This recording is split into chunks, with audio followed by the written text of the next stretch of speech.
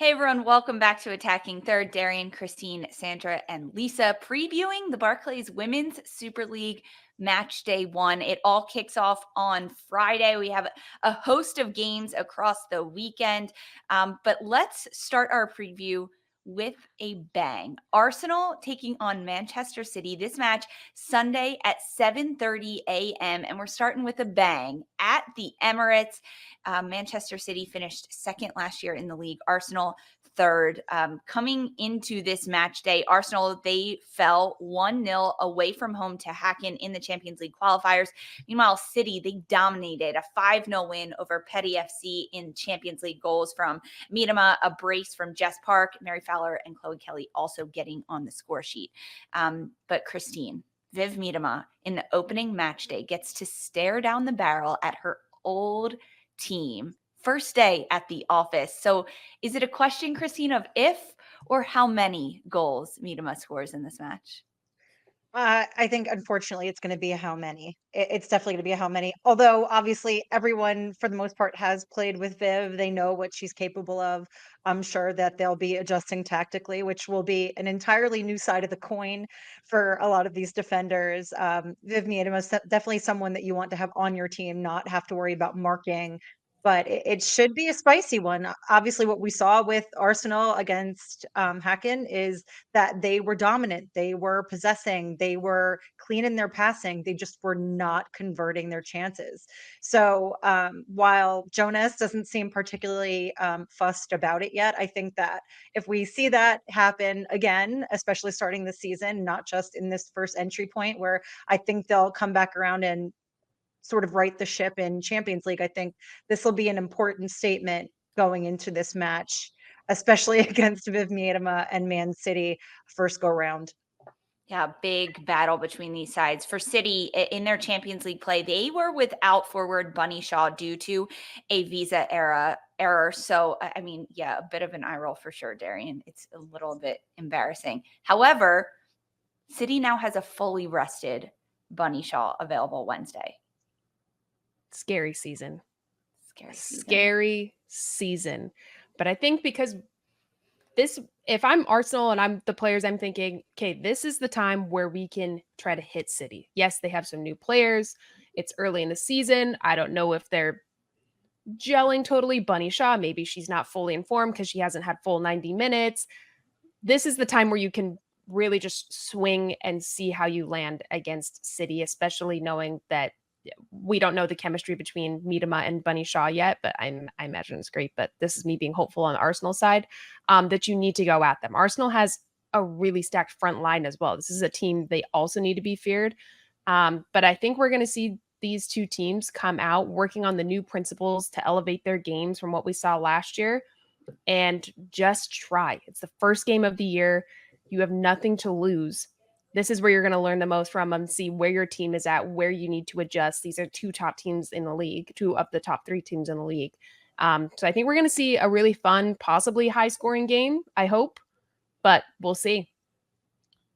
I would love to see some bangers, but I kind of feel like maybe that might come later in the season. There's something about those early weeks of any professional season where you're trying to get adjusted to things, where you're establishing your team's identities, and maybe, just maybe, we'll get a little bit of that in this game. Of course, we're gonna like hype it up because we're so happy that this league is back, but what is that chemistry going to look like between Shaw and Miedema? How is Arsenal's defense going to want to respond to the game that they just had against Häcken? Like, they're not going to want to let Bunny Shaw and Miedema come into the Emirates and just have a way with them. So I'm looking for maybe a closer game a little bit in this one, but I think maybe Arsenal comes out on top. So, Sandra, you think they play a little safer?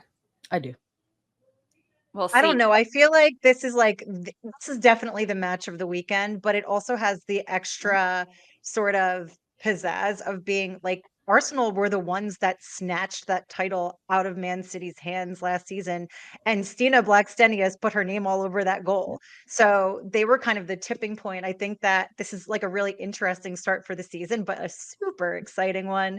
I want to see Mariona Caldente and Rosa Kafaji working together. And then Beth Meado has to pull up. I think I'm excited. I mean, I don't like waking up at 7 a.m. for matches, but here we go. 7:30 a.m. on Sunday, Arsenal against Manchester City, definitely the match of the weekend. But another one, Friday afternoon, 2 p.m. Eastern, Chelsea taking on Aston Villa. It is the reigning Super League champions under Sonia Bonpastor. Chelsea roster notes heading into this match. They are without some of their key pieces. 3 players suffered from ACL injuries, are unavailable. That's forward Sam Kerr, forward Mia Fischel, and midfielder Sophie Engel, who is out for the season. She suffered a torn ACL in the preseason friendly against Feyenoord on September 7th. Defender Niamh Charles, she had surgery yesterday, Wednesday, on her dislocated shoulder. That also occurred during that friendly versus Feyenoord. No specific timeline on Charles' return to. However, Erin Cuthbert potentially available. She should be available to play the midfielder for Chelsea. Darian, knowing the Chelsea roster, the players individually, the skill that they have, what do you need to see from the Blues in this first match under Sonia Bonpastor? I mean, we saw them whomp Gotham about a month and some change ago. I think we need to see them build on that. They looked like they were super strong in transitional moments. The players that they had acquired in the offseason in the transfer market were great. I thought Sandy Baltimore came in and just looked like the Energizer Bunny we know her to be, and she fits seamlessly. But no one was up to pace with her. So I for Chelsea, I want to see those connections building. I want to see the Sonia Bonpastor DNA of how they're going to play, how they get the outside backs really high and wide, but also how defensively they're better structured going into this year, and don't allow teams to maybe play over the top of them. But for me, it's really key on those new players they acquired, seeing their relationships build while also getting the best out of a player like Sandy Baltimore to the most effective level. Christine? Yeah, this is going to be the David and Goliath match of the weekend. Chelsea are terrifying, obviously. Villa, however, Gabby Nunes, pull up, they're going to be riding that new manager bump. So I think that will be somewhat helpful, but I think this is going to be an absolute battle for them.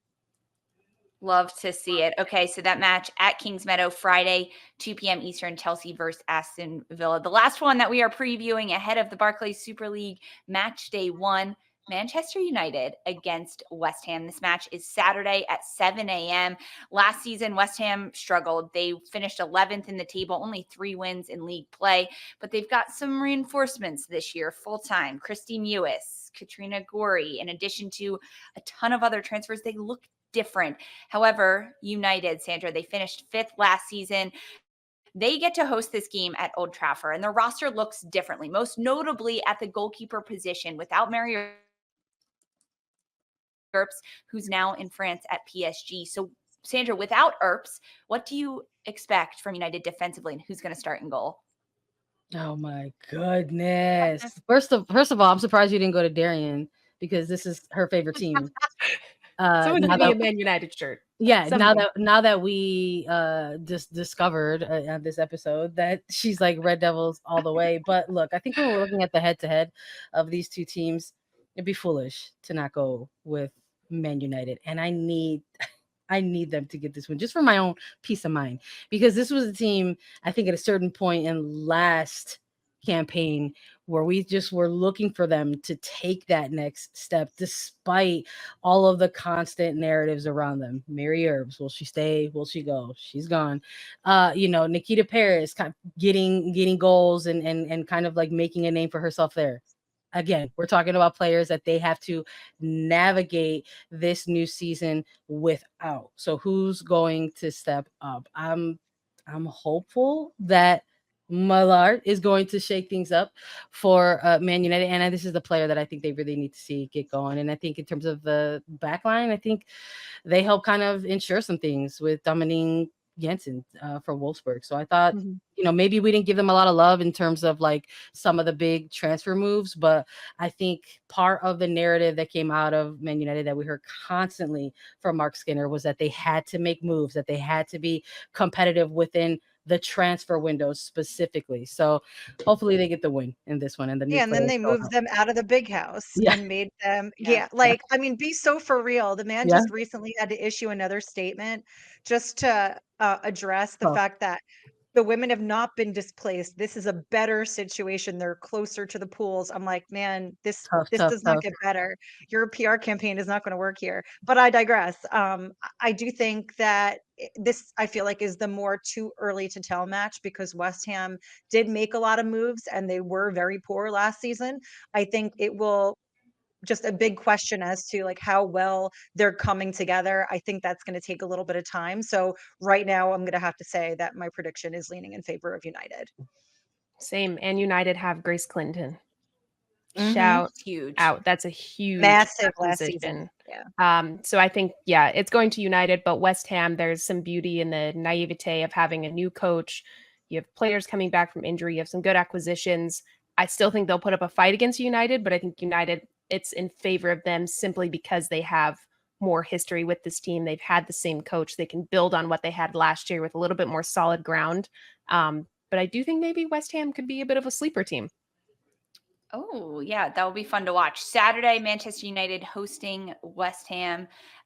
Big news and a big weekend that we get to watch all of these games. Match day 1 in the Barclays Women's Super League kicks off on Friday with Chelsea hosting Aston Villa. Saturday, we got United against West Ham, and then Brighton against Everton at 7:30 a.m. Sunday, 9 a.m., Tottenham versus Crystal Palace in their first ever WSL match, and then Liverpool against Leicester. And set your alarms for 7:30 a.m. Arsenal against Manchester City on Sunday. Big weekend ahead.